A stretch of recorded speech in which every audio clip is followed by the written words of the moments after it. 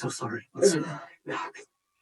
Thank you, but I can't do this right now. When Brad Cooper found himself seated by himself in a nearby coffee shop, he felt apprehensive.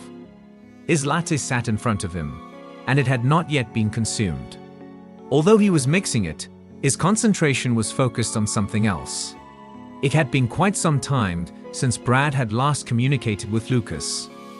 He believed that he missed him more than he was willing to accept for himself. He was aware that he needed to move on. Today, Lucas was living his own life. Despite his best efforts, Brad was unable to avoid wondering about how Lucas was doing.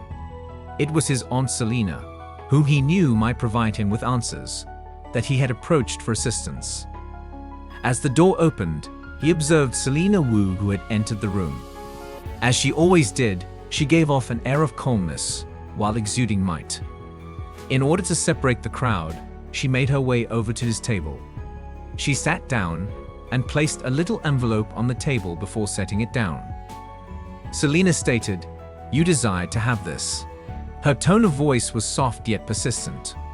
"All right, here is the information that you were looking for." Brad had his eyes fixed on the envelope. His stomach began to turn. Was he truly interested in finding out? It was him who inquired, "What did you discover?" She cocked her head to the side. "Please pay attention. Before I tell you anything, I have a question for you. Is there something in Lucas's life that you are looking into? Will you make an effort to make amends with him? Is it possible that you are simply seeking to stir trouble?" Brad had a sigh. He responded in an honest manner, "I don't know. I should probably simply, I long for him. If he is doing well, I would like to know." One of Selina's eyebrows was lifted. "Caution is advised, Brad. Previous to this, you have caused Lucas sufficient harm. Don't make things much more difficult right now." Brad gave a slight nod. "I can't help but wonder if he is doing okay." It was Selina who brought the envelope to his attention, then turned it over. The truth is, in the process of opening the envelope, Brad's hands were shaking. You could find a piece of paper within. Plans for Lucas's recent activities were contained in it. Brad immediately read through it. During his time in Houston, Lucas worked for a huge hospital system. He was working with children in the pediatrics section once he had entered the field.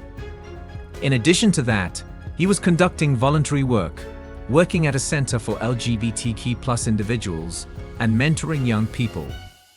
Brad flashed a little smile. That sounded indistinguishable from Lucas.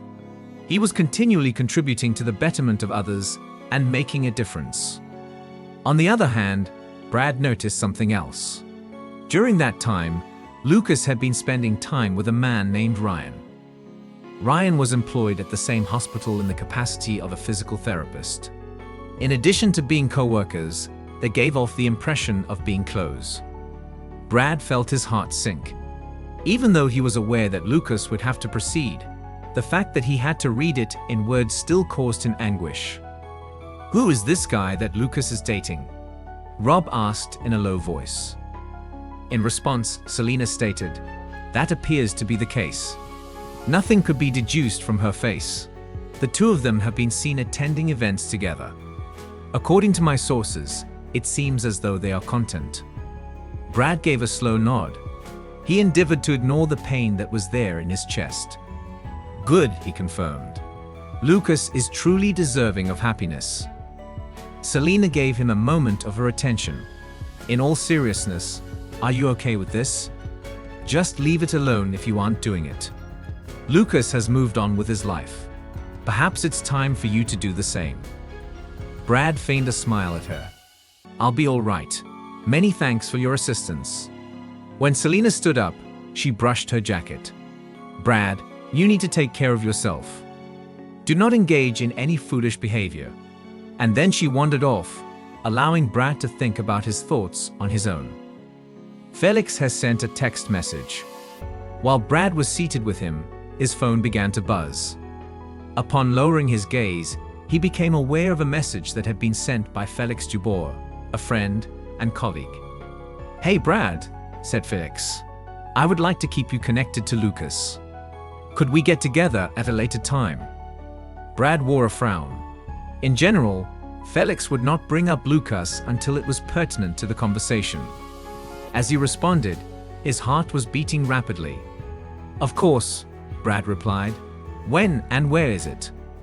That evening, they made the decision to get together at Kelly's diner. While at Kelly's, in a state of nervousness and curiosity, Brad arrived at Kelly's.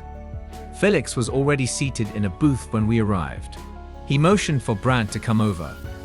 Felix expressed gratitude for the opportunity to meet with him. What is the purpose of this? As Brad hurriedly sat down in the seat opposite him, he murmured. Felix appeared to be really serious. The other day, he stated, I saw him, referring to Lucas. Over the course of a brief visit, he was present. Brad's eyes grew more wide. Is it true that Lucas was present? Why did he not tell me about it? Felix gave a shrug. I don't believe he intended to make it into a sensational story. However, he did inquire about you. Brad was taken aback, hopeful, and somewhat anxious. What was he asking about me? Felix gave a slight nod. I agree. He was curious about how you have been doing. I was told that he is pleased to hear that you are doing well. In addition, he expressed his warmest wishes for you. Brad wore a frown. It had a pleasant tone to it, yet at the same time, it seemed far away. Is that all? He inquired later. There was a pause here. It is not. Moreover, he mentioned that he has been thinking about you and that he was considering getting in touch with you. Even if he has something to say, he is unsure whether or not he should say it. The beat of Brad's heart quickened. The question is, what do you think he wants to say? Felix gave a shrug. I am not sure, but I believe that it is significant. Get yourself ready, because if Lucas makes contact with you, he will get in touch with you. Do not make a mess of this. Brad gave a slight nod. I won't do that, Felix. For informing me, I am grateful. While we wait for Lucas. On that particular evening, Brad was sitting on his couch and staring at his phone. Therefore, he contemplated sending Lucas a text message, but he abstained from doing so. The decision was made by Brad that he would not be the one to bring up the subject if Lucas was going to talk about it. Brad was pondering everything that Felix had shared with him at the time. What is it that Lucas really wants to say? It was an apology, right? A farewell? Or something that is more optimistic? He let out a sigh and then sat back down on the couch. He contemplated their past, both the positive and negative aspects of it. Throughout the years, he was aware that he had made errors, but he was also aware that he had evolved. If Lucas comes knocking, Brad told himself, I'll be prepared. I'm not going to mess it up this time. His words were a promise to himself. Nevertheless, at this point, all he could do was wait. However, for the first time in a very long time, Brad experienced a feeling that he hadn't experienced in many years. Hope.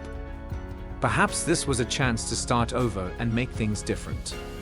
Alternately, it could have been a chance to finally gain some closure on the matter. At any rate, there was one thing that Brad was positive of.